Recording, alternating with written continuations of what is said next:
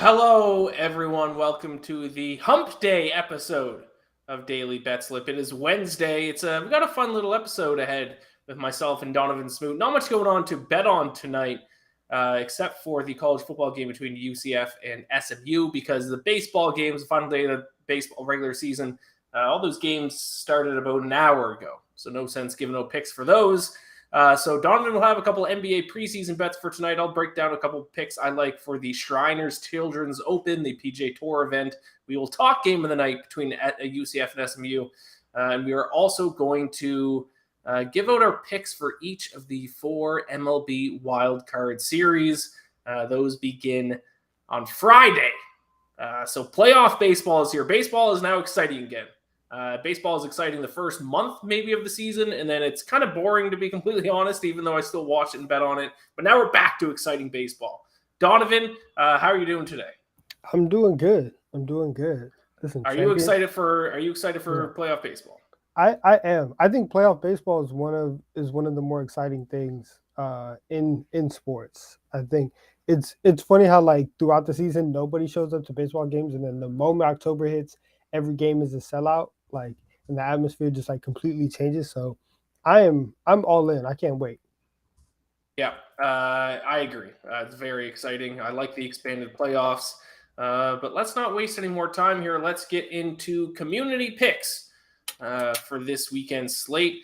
Just realized I don't have any of my notes in front of me, so that was a good job preparing it by me. Let me see if I can bring those up. But why don't we bring up the first community pick? And for community picks on today's show, we're talking NFL Week 5. And we're going to start with hot takes with TP3 at TP3 Bets. I love this pick. He's on Browns +3. This is a 2-unit play for TP3 here. He says second best O-line in the NFL. Chargers 20th against the run. Browns won the stats and lost last week against the Falcons. Teams that didn't cover versus teams that did are 57% against the spread. Browns should have both rush ends, or at least Myles Garrett. Chargers have many injuries still. I obviously love this pick. This was the pick I gave out as an early lean on the show with Reed yesterday. So I'm interested to hear your thoughts, Donovan. Browns against the Chargers. What way are you leaning in that one? I actually like this pick a lot. I'm not sure because I can see the game going either way, but if you're on the Browns, I really don't hate the play. I just wrote up today how Nick Chubb is being undervalued in the offensive player of the year market because Yep. he's still at plus 1,400. Yeah, he's top 3 in carries, rushing yards, and rushing touchdowns, and he's absolutely just doing it all for the Cleveland Browns. And Los Angeles, they've had a pretty rough run defense for several years now. Yes. They're still having trouble this season as well. They're in the bottom 5 in terms of yards per carry allowed. So you put them up against Nick Chubb, who's, and we talked about it in the offseason, how Nick Chubb might be the best just pure runner in the league. You put him up against a guy like that, and they're for sure in trouble. So I don't hate the play at all. Yeah, no, I like it quite a bit. And Reed, actually, in our upset article, which was released today on BetSided, you can check that out, where we all give it our best upset picks for this week.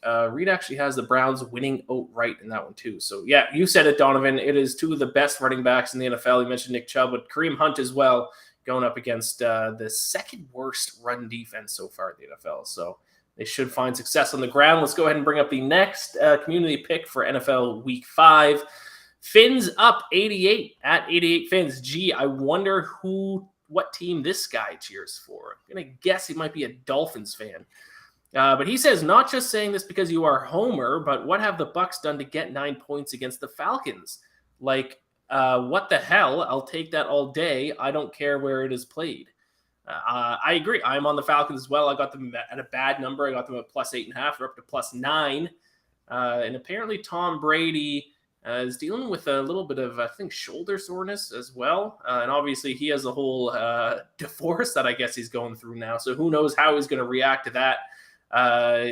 9 points. A lot of points for a Tampa Bay Buccaneers offense that has not looked great for the majority of this season. Any thoughts on my Falcons and Buccaneers, Donovan?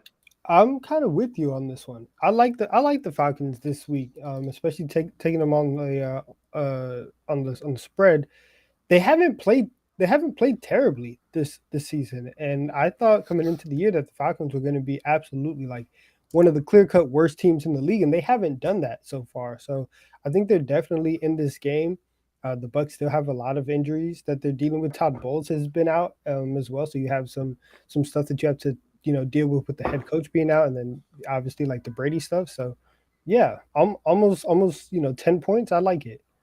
Yeah, great. Good teams win, great teams cover. The Atlanta Falcons are the only 4-0 against the spread team in the NFL. So I'm going to hang my hat on that for as long as it lasts. Let's move on to the, I think, third and final. I think we just got 3 community picks for today. At Nolan Poker, these are both very difficult to type. Steelers plus 14. I'm assuming you made a typo on the Titans because they're, I think, -2.5 or -3 against Washington. So, yeah, 2 ugly bets for sure, especially that Steelers game. I jumped on the Bills at -13.5. The opening line has gone up to 14. But, I mean, I guess if you're back in the Steelers and you're just hoping Kenny Pickett is good, or it's just you're following your gut feeling, or I don't know what you're looking at, because not a single stat is going to support the Steelers bet this week. But hey, it's the National Football League, and 14 points is a lot of points. Yeah, I think if you're gonna take them at 14, okay, for the Steelers. As for the Titans, I think the Titans go ahead and they get the job done fairly easily. I think Washington's defense as a whole is kind of weak, and the Titans, their number one thing is we're just going to turn around and give the ball to Derrick Henry. So I think that the volume of runs that they give Derrick Henry, that's eventually going to wear down Washington. So I like the Titans to win this game. Yeah, that Titans-Washington game, not a game I love at all because the Titans are one of my least favorite teams in the NFL. I'm enemies with Titans fans, so I hope they lose, but also I have a bet on Washington to finish with the worst record in the NFL, so I hope they lose as well because when I came out with that prediction on YouTube in the offseason, you can go still see that. I think it was a YouTube short. The comments are just tearing me apart. So I hope Washington ends up as the worst team in the NFL so I can read those comments one by one and laugh in all their faces. So I guess by default, I'll root for the Titans. I'm on the over in that game personally, though. So there you have it. Those are just the 3 community picks. We got a lot of baseball to talk about. So we didn't want to spend too much time with the community picks, but thank you all for sending those in. I did put them all in the BetSided community picks article. So if we didn't get to yours in this show, go check out the article, which should be live soon, if not live right now, on BetSided. But let's get to our best bets for tonight, Donovan. As I mentioned, the only thing we have is UCF SMU to bet on tonight in terms of regular season action. So you have some NBA preseason action, I believe, to bet on. So why don't you give us your picks for that? Yeah, so my first one, I'm gonna go with the Raptors +4 against the Celtics, and I really like the Raptors in preseason basketball just because they are extremely deep and they have a roster of just guys that you trust, and their entire strategy is we're gonna get basically guys who are between 6'7" and 6'9", and we can switch everybody, and we just gonna have some good basketball players and play that way, and so for the Celtics, their starters played kind of a lot in terms of preseason minutes. Like they were playing close to 25, 26 minutes, which it's a bit much for a preseason game. I don't think that they're going to do that as much in this game. Again, I think that the Raptors' depth is going to be the key because once we get to the second half of the game and all the starters are sitting, that's where this kind of comes into play. And I think Toronto's defense will end up winning them the game. My next bet in terms of preseason, I'm going with the Suns -4 against the Lakers, and it's because the Lakers they have their big 3 and Anthony Davis, LeBron, Russell Westbrook. They played a combined 47 minutes in their preseason opener against the Kings. They lost by 30, and they only put 75 points up on the board. After those big 3, the Lakers' depth is really, really like rough to watch, and you have guys who are supposed to be the 12th, 11th, maybe even 13th man on the squad playing 5th, 6th, 7th in the rotation. And so once we get past halftime and once LeBron and AD come out, it's going to look very, very rough. So we'll take the Suns to cover by 4. Possible bounce back spot after the Suns lost to what was the team? The 36ers? Yeah, I don't know the city. I don't know the city, but they lost to the 36ers, an Australian basketball team. So I think it was Brisbane. No, it started with an A, but I don't know how to say it. So for the regular season, yes, make sure that you understand that the Suns are cooked and they're not going to be successful this year, like in terms of deep playoff runs, number one seed. That stuff's not happening. You can already see right now that their chemistry is cooked. But against a Lakers team that has absolutely no depth and won't play their stars tonight, they can 100% get the job done. It was the Adelaide 36ers who There we upset go. the Suns. There we go. In my defense, Brisbane is a place in Australia, and they do actually have an NBL team. Shout out to the Brisbane Bullets. Look How at about you. that? Look at you. But yeah, so better. Yeah. I'm officially declaring the Brisbane Bullets my favorite NBL team. I'm a big Brisbane Bullets guy. But yeah, I like it. Little bounce back spot for the Suns there against the Lakers, who have zero depth whatsoever to that roster. Let's bring up a pick here by Cody Wells. Walk prop hit, Ian. Oh, that's right. He was going to sit in a walk prop, but with all the games starting at 4, but he's going to give the pick anyways. I guess congratulations for the win, Cody. You could have DM'd me the pick at least, so I could have tailed. Over 1.5 walks for Pavetta hit for this 22nd time out of 25. Credit to Joe Osborne for being on this all summer. Yes, I know Joe has been on that as well. Beers and Bow Ties has a pick for SMU UCF. Let's save that. Until we get to game of the night at the end of the show. I have 2 picks for this week's PGA Tour event. Yes, the PGA Tour season has started. This is week 3 of the new PGA Tour season. So I got 2 picks. I have my outright pick, and I also have a matchup pick that I like. So let's start with my outright pick to win this week's Shriners Children's Open. I'm going to go with Taylor Montgomery, 29-1 to win this week. TPC Summerlin, one of the easiest courses on tour in terms of, it's really easy off the tee, but it's also just a birdie fest every year. Like the winning score is always like 25 under, 26 under.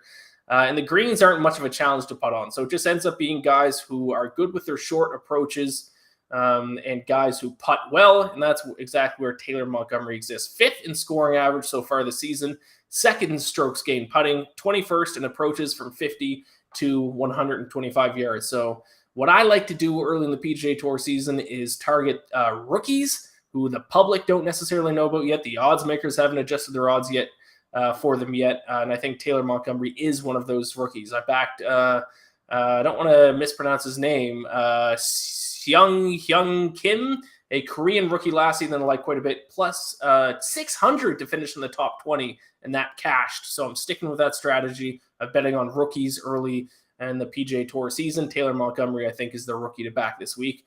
I'm getting aggressive with him. I'm just going to take him to win outright at 29-1. My other pick is a matchup bet. I'm going to back my Canadian Adam Hadwin in a head-to-head tournament matchup with Brian Harman. TPC Summerlin has always been a good course for Adam Hadwin. He finished 4th here in 2019. He finished 6th here last season. And a big reason why is because Adam Hadwin's weakness is his driving ability. He's not really long off the tee. He's not really accurate. But that's not going to hurt him at TPC Summerlin because, as I mentioned before, one of the easiest golf courses on tour to drive the golf ball on. So he can just let his approach play and his putting takes over, and that's exactly what happens. Meanwhile, Brian Harman missed the cut at this event last season, and also he hasn't competed since the Tour Championship, so we might see a little rust out of Brian Harman. So I will take my fellow Canadian, Adam Hadwin, plus 102 to finish higher up the leaderboard than Brian Harman. Any thoughts on the PGA Tour event, Donnavan? Not at all. All right. not at all. Just like I have no thoughts on the NBA preseason, so perfect. Yeah, great 1-2 punch. You're not an NBA guy. I'm not a PGA guy. Perfect. Let's bring up the recap graphic here for just 4 picks for today's best bet section here. For the PGA Tour event, I'm on Taylor Montgomery 29-1 and Adam Hadwin plus 102 to take down Brian Harman. Donnavan, you're on plus 4 Raptors against the Celtics and Suns minus 4 against the Los Angeles Lakers. Let's talk a little MLB playoffs, and then we'll finish off with game of the night between the UCF and SMU. Wild Card the Wild Card series are set. Today's games are completely meaningless. Not a single game today is important. So we have the matchups, we have the odds. They begin on Friday. So we're going to go series by series. We're going to quickly give our pick for each one. So let's start With the one near and dear to my heart, let's start with the Blue Jays and the Mariners in the American League. The true wild card matchup, the one that does not involve a division winner. So Donovan, why don't you go ahead and start us off with your pick to win between the Jays and Mariners? Yeah, I'm going with the Mariners in this What? one. Yes, No! yes, I'm going with the Mariners. I'm going. Yes. Keep it coming. But yeah, I'm going with Seattle. Both of these teams have been really, really good on offense over the last 30 days, and they really like coming into the playoffs, firing. They're both, top 10 in OPS and runs. However, I'm going to take the Mariners because of their bullpen, and the Mariners bullpen is towards the top of the AL, whereas the Blue Jays bullpen is towards the bottom. So I think once we get into the later part of these games, even if the offenses, have been going throughout this entire game, I think that Seattle is going to be able to make just enough plays down the stretch of these games to end up getting the series, and they're going to advance at plus 148, and we will cash there, and you will be crying at home in front of your TV. I will be. Donovan, we were on the same page earlier when we did Rookie versus the Vet about the Maple Leafs. Now you got a backstabbing with the Blue Jays. Come on, we couldn't be you're on the Raptors today too. Why don't you just keep the theme going and take the Blue Jays? That's too much love for Canada. I got to put you guys in your place real quick. That's too much love. I'm sorry. Don Pla, PLA in the chat says, I have a question. Go ahead and ask it then. I'm a little nervous for what's to come, though, to be honest. I'm going to take the Blue Jays, obviously. Okay, no, this is an NFL question. I'll get to it. Let me give my Blue Jays pick, and then I'll talk about Buffalo. -2. Are you talking college football or are you talking NFL? Because NFL, they're -14.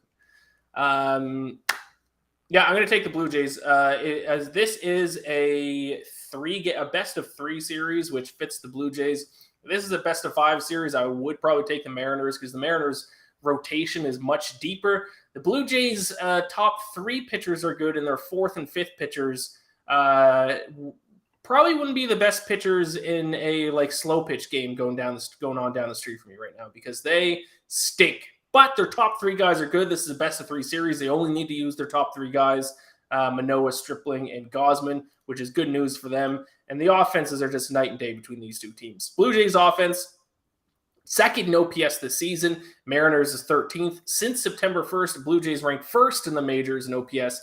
Mariners 10th. So Blue Jays offensive advantage. Their top 3 pitchers, I think, can hang with the Mariners. So I'll take the Blue Jays. And also, it's in Toronto. Little home field advantage for the Blue Jays. So I'll take them -174 against the Mariners. College football, Buffalo against Bowling Green was the question he had. I don't have a play for it right now. I would recommend that you take a look at the early read. Our college football expert, Reed Wallach, gave all of his college football picks on the show that went live yesterday, but that is still available for you to watch on YouTube. Unfortunately, I have not handicapped this weekend's college football slate yet. So unfortunately, I don't have an answer for you. We do have a pick for the college football game tonight, though, UCF and SMU. So stick around. We'll get to that in just a few moments. But let's keep going through the MLB playoffs for now. The other AL wild card matchup, the Cleveland Guardians against the Tampa Bay Rays. Who you got in this one, Donovan? I'm going with the Cleveland Guardians in this one. The Guardians have been top 5 in OPS over this last recent stretch. The pitching has also been really good in the last 30 days. Meanwhile, the Rays are limping into the playoffs. They are 2-8 in their last 10 games. They're losing to the Boston Red Sox as we speak, 3-2. And I just don't trust them right now. This is a Cleveland team that kind of endured a rough start to the season. Since then, they've really gotten going. They won the AL Central by a pretty wide margin, and they are in a very, very good position to make a deep run in these playoffs. So I will take them in this first round series against the Rays. I agree with you. I'm also on the Guardians here. My big strategy for betting on MLB postseason is how teams have done recently. I think momentum is a huge deal in the MLB playoffs. And the Rays, like you mentioned, Donovan, they have stunk lately. Dating back to September 1st, the Tampa Bay Rays are 26th in Major League Baseball in OPS. Their offense absolutely stinks. And I think this is a little bit similar to the Mariners Blue Jays series. I think if it's a best of 5, I think the Rays might have a little bit of advantage because they have a deeper rotation.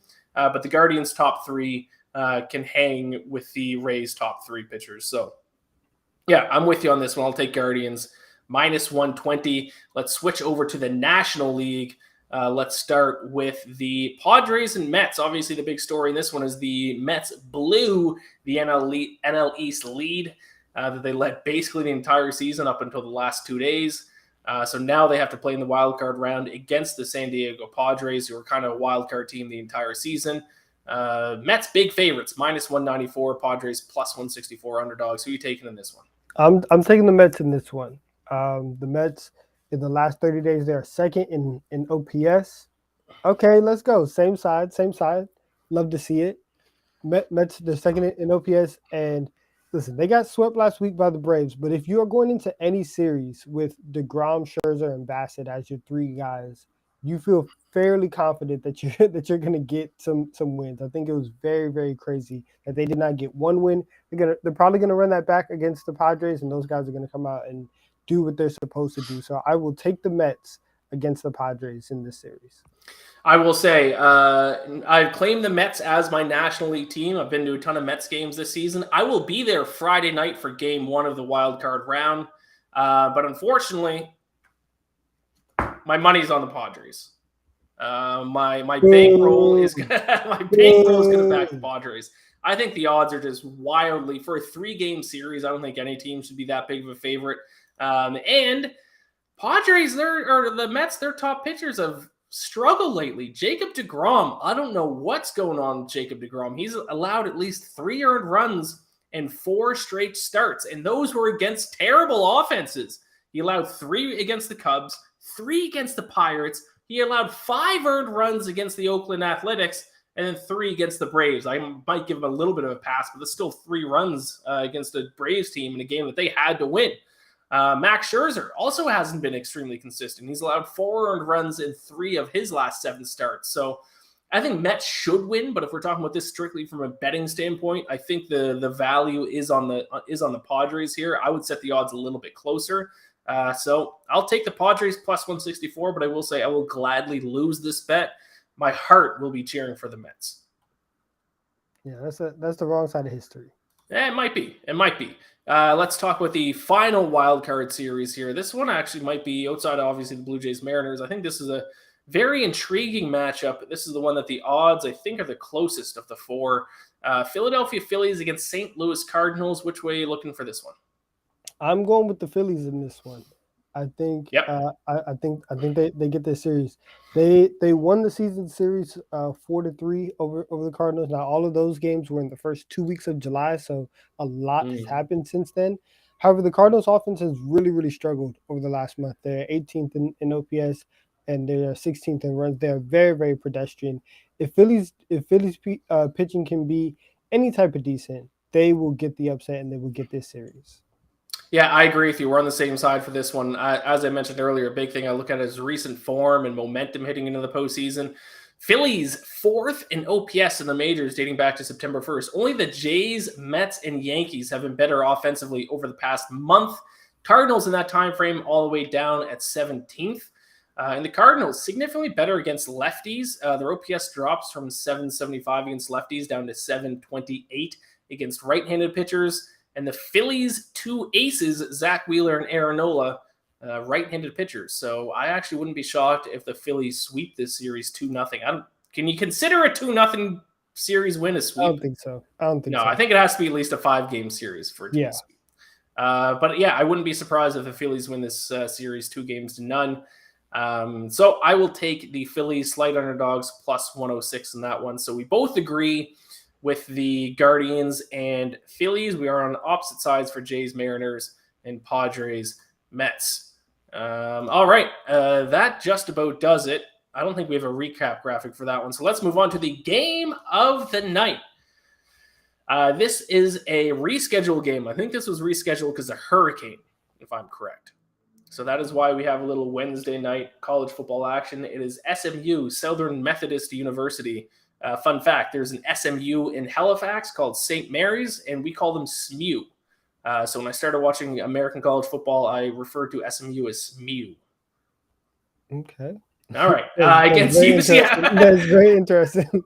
Against UCF. Why don't you start us off? What is your best bet for this college football game? Yeah, I'm going. I'm sorry. Useless fact. I'm going with UCF minus 2.5 in this one. I think that their defense ends up stepping up and they make enough plays. SMU hasn't covered in 3 straight games. UCF is top 10 in the country in points per game, and they're first in red zone touchdown scoring. So their defense is extremely efficient down in the red zone, in that money zone.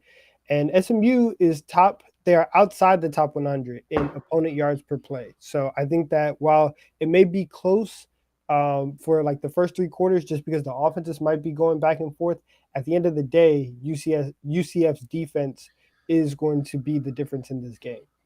You are on UCF. Our poll results are in. The poll is on UCF, and I am on UCF. Everyone on UCF tonight. Let's go.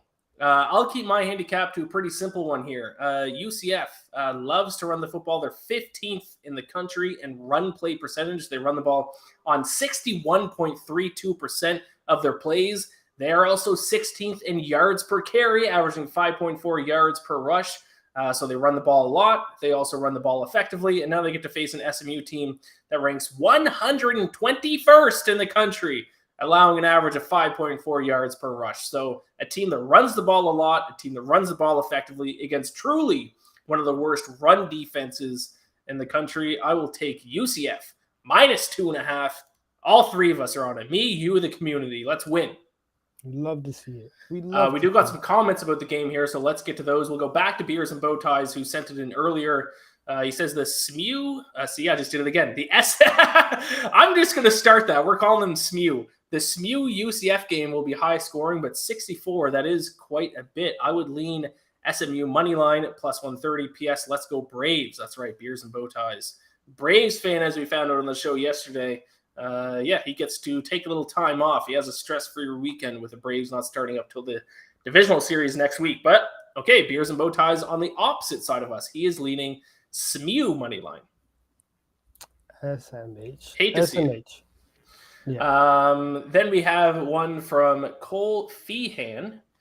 UCF, better defense, a better running team, averaging around 220 yards a game. SMU, bad run. I mean, yeah, this is exactly what I was saying. Mm-hmm. Expect them to control the game. I'll take UCF minus 2. There we go, Cole. Let's go. Let's go.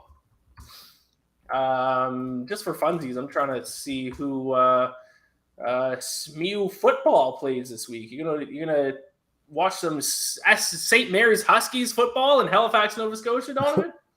No, sir. I'm letting you know right now. I'm gonna be out there in Dallas, Texas. I'm going to the Red River game this weekend. Texas, Oklahoma. Listen, we are going to. I'm gonna let everybody know right now. Texas is winning this game. Put all your money on Texas. We are going to avenge that. Oh my gosh, that embarrassing blown lead from last year. We're up 28 points on Oklahoma. That's not happening this year. We're winning this year. We're getting the golden hat, and we're taking it back to Austin with us. I'm just trying to look up the spread of that game. Do you remember what the spread is by any chance? I got it right here. Texas 7-point favorites. Your favorite this time, Donovan. They can't lose. We won't. So there you have it. Donovan will be at that game. The SMU Huskies from Halifax, Nova Scotia. They're on a bye week, Donovan, but next weekend they play my former team, the Mount Allison University Football Mounties. So They're screwed. Yep. Go Mounties. Okay. All right, that's our show. Who would have thought we would have talked about a little Canadian college football? But that is our show. Game of the night tonight, SMU, the Mustangs against UCF. Looks like everyone is on UCF except for Beers and Bowties. He's the lone man out there taking the SMU money line. Donovan, we did a show earlier today, Rookie versus the Vet. That is live. That's a little NHL season preview. We give out our best futures for that because the NHL season starts on Friday night. We got the early read, which is up. Went live yesterday. Reed Wallach, our college football expert, gave all of his best bets for this week's college football slate. And tomorrow, Daily Betslip, it'll be myself and Peter, and my guest tomorrow will be Holden Kushner. Big Denver, Colorado guy. So it's going to be nice to talk to him about the Broncos-Colts Thursday night football game. Also, we'll talk to him a little bit about the Colorado Avalanche, the defending Stanley Cup champions. Their season starts next week. I'll talk to him about the Rockies, but they're done. So they're not relevant anymore. All right. Thank you all for watching. Donovan, final thoughts. Listen, I can't wait until NBA preseason basketball is over and we can bet on some real NBA. There we go. That's what it is. We are entering the sports equinox coming up where everything is going on. We're going to have NBA, we're going to have MLB playoffs, we're going to have NHL, we're going to have NFL, we're going to have college football, we're going to have World Cup starts in a little over a month. Looking forward to that. Canada's in the World Cup. How fun is that? That's going to be I can't wait for the World Cup. I get very, very invested. So we will for sure be talking about some soccer on this program. Lots of sports ahead. I can't wait. Thank you all for watching. Gambler or bless. We'll talk to you tomorrow.